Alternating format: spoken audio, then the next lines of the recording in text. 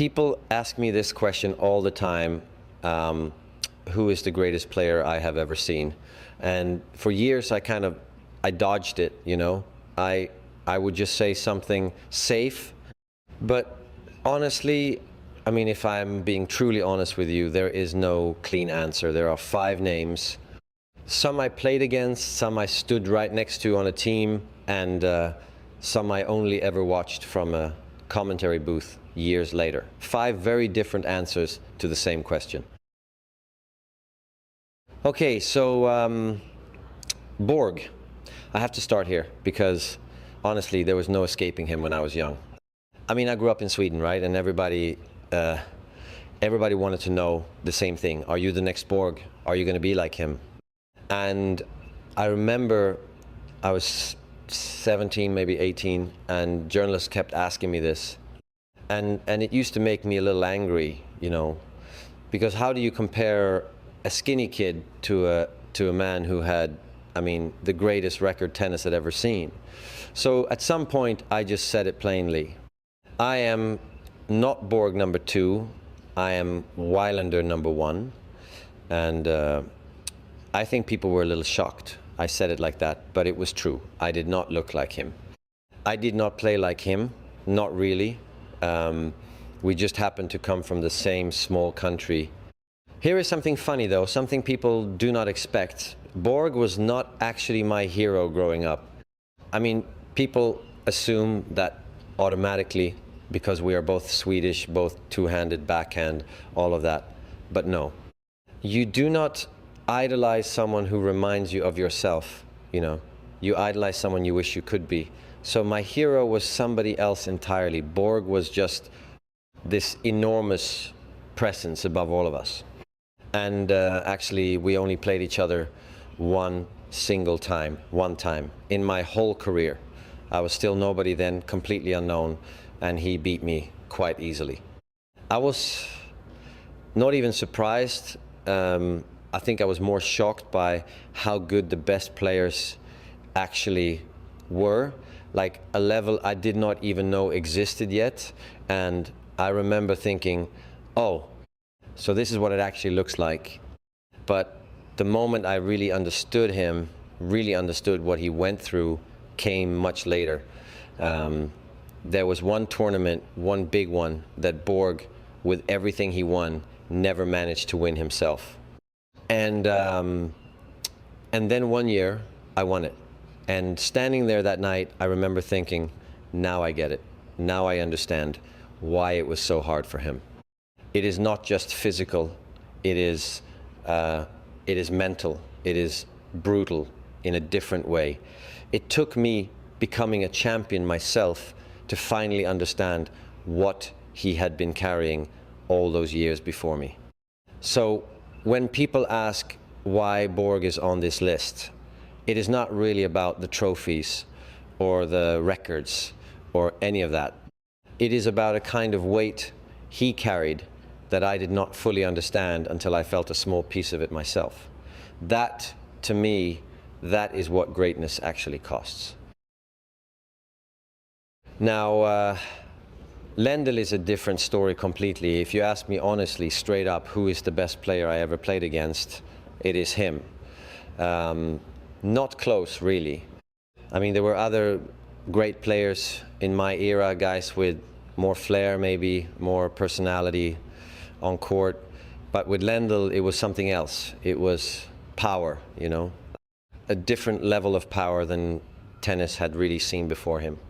Here's the thing, against most players, even the very good ones, you always felt like you had a chance. You felt like the match was still yours to win or lose. But with Lendl, when he was playing his best tennis, you could just get blown off the court completely. There was no in between. I remember standing there sometimes thinking, okay, I am not even in this point. This is already over. And that never happened to me against anyone else. Not like that. We played each other so many times. I honestly lost count somewhere along the way. And so many of those matches turned into these long, brutal 5-set wars. There is one final, especially one that still comes up whenever people talk about my career. a match that just kept going and going hour after hour until neither of us could really feel our own legs anymore. And I remember afterward just this strange mix of exhaustion and relief, I guess. Like I had survived something rather than won something. But honestly, the biggest thing Lendl gave me was not even that trophy. It was, I mean, he forced me to change. I could not just keep doing what I had always done and expect to beat him. So I had to go away and rebuild parts of my own game, you know, add things I never had before, take more risks at the net, things like that. Not because I wanted to reinvent myself for fun, but because he simply demanded it. He made staying the same impossible. So when I think about greatness now, all these years later, I do not just think about who won more or who is remembered more fondly. I think about who changed me the most as a player. And that, without question, that was Lendl. Okay, so Stefan Edberg is a completely different kind of story for me because he was not really my opponent, not first. He was my teammate. We came up together, you know, part of this same little wave of Swedish players, and for years we were on the same side of the net far more than we were ever against each other. There is one match, though, that still feels strange to talk about, even now. A Grand Slam final, the two of us, both Swedish, both from the same tiny country, standing across the net from each other for the biggest title in the sport. I mean, how often does that even happen? I remember looking across before the match started and just thinking, this is so odd. We grew up practicing together, and now one of us has to lose today. He played better than me that day, and I remember being disappointed, obviously, but also proud in a strange way. Proud that it was him. But honestly, the story I like telling most about Edberg is not even about that final. It is about his serve. He had this kick serve, this second serve that just jumped up at you in a way I had never really faced before. And I remember watching it, studying it, thinking, I want that. Not just admiring it from a distance, you know, actually wanting to steal it for myself. So I did. I worked on it. I changed my own service motion because of him. And then, I mean, this is the part I still find a little funny. I ended up using that exact shot in a Grand Slam final of my own. Against someone else, using a weapon I basically borrowed from my own teammate. That is not something I say lightly either, because, look, most players my age, they do not want to admit they copied anyone. There is this pride thing, you know, this idea that you built your whole game yourself. But with Edberg, I never felt embarrassed about it. If anything, I felt lucky that greatness was standing right next to me in practice, close enough that I could just reach out and take a piece of it. So when people ask why he belongs on this list, it is not really about rivalry or trophies or who beat who. It is about being humble enough to learn from the guy on your own bench. And honestly, I do not think I ever learned that lesson so directly from anyone else in my career. Now, this next one is different because I never actually played him, not once, not even in practice, really. By the time he came along, I was already sitting behind a microphone, watching, not swinging a racket myself anymore. I remember the first time I really saw him play properly. I mean, truly watched him, not just glanced at a score. He was young then, still nobody special on paper, still just one more guy coming up through the rankings. But something about the way he moved, the way he made decisions on court, it was not like anything I had seen before. And I remember saying it out loud at the time to whoever would listen. Honestly, I said, we have a player here who is playing the game in a way I have never seen anyone play it. Not one player, not ever. And if he stays healthy, if he keeps that hunger, he is going to become the greatest player this sport has ever had. Now, people love reminding me of that now because, I mean, it turned out to be true, more true than I could have expected back then. But at the time, it did not feel like some grand prediction, you know. It just felt obvious to me watching him, like I was simply describing what was right in front of me. I have never really cared much for arguing about who has the most trophies, the most records, all of that. To me, there is a difference between being the greatest player and being the best player. Two completely different questions, honestly. Being the best is about numbers. Being the greatest, that is about what you meant to the sport itself, the standard you set just by walking onto the court. And for me, that word greatest always belonged to him first. That does not mean I went soft on him either. I remember one year watching him lose a final he probably should have controlled. And I said so quite bluntly, right there on air, that he came out without enough fight in him that day. People were furious with me for saying it. But honestly, I think that is exactly why I could say it. Because nobody respects what he built more than I do. You only get that blunt with someone when you truly believe in what they're capable of.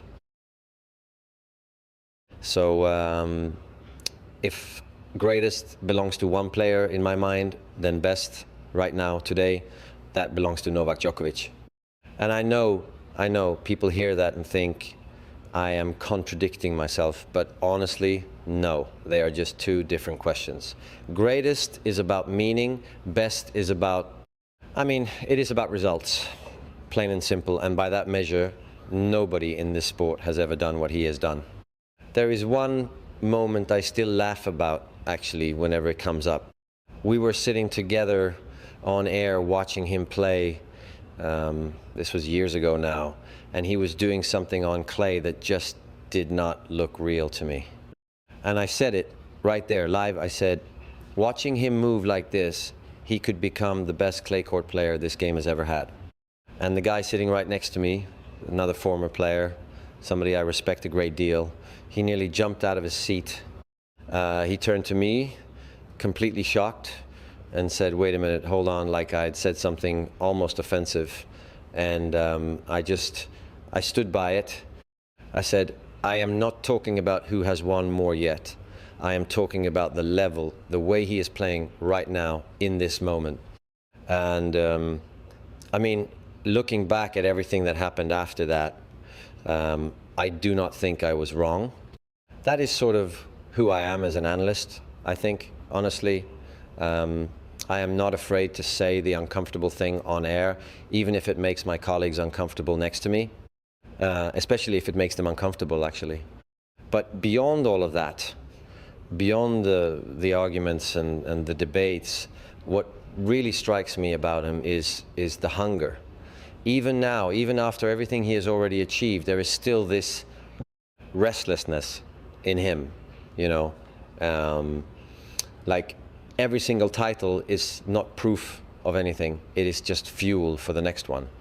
I have watched a lot of dominant players in my life, but I do not think I have ever seen hunger sustained for quite this long, at quite this level. And honestly, I feel almost privileged to have gotten to sit there night after night, tournament after tournament, and watch that hunger play out in real time. Because I do not think we will see it again, not like this. So that is the honest answer, I suppose. 5 names, and none of them arrived at the same way. Borg I admired from a distance, almost like a weather system moving over the whole country. Lendl I feared, honestly, in the way you fear something that is actively trying to change you. Edberg I stood beside, close enough to borrow from, without ever feeling ashamed of it. And then the other two, I never swung a racket against either of them, not once. I just watched from a booth with a microphone in my hand instead of a racket. And people still push me on it, you know, they want one name, just one, clean and simple. But I do not think that question actually has one answer. I think it has 2, greatest and best. And depending on which one you are asking me, on any given day, you might get a slightly different name out of me. That used to bother people. Now I think it is just honest. If there is one thing all 5 of them share, though, it is not the trophies, and it is not even the talent, really. It is that none of them stayed still. Borg carried something so heavy, it eventually broke him, but he carried it further than anyone before him. Lendl rebuilt the entire sport around power, and in doing so, he rebuilt me too, whether I wanted it or not. Edberg trusted a shot enough to hand it to a teammate without flinching, and the other 2, they simply refused to accept whatever version of themselves they were the year before. That is the part I keep coming back to. Honestly, I had to do the same thing myself once, a long time ago. Break down everything I thought I knew about my own game and build it again from nothing, just to survive at the top for a little while longer. So maybe that is why I respect it so much in others, because I know exactly what it costs. So greatest, best, I do not know. Ask me again next year, I might give you a different answer entirely. And honestly, I think that is exactly how it should be.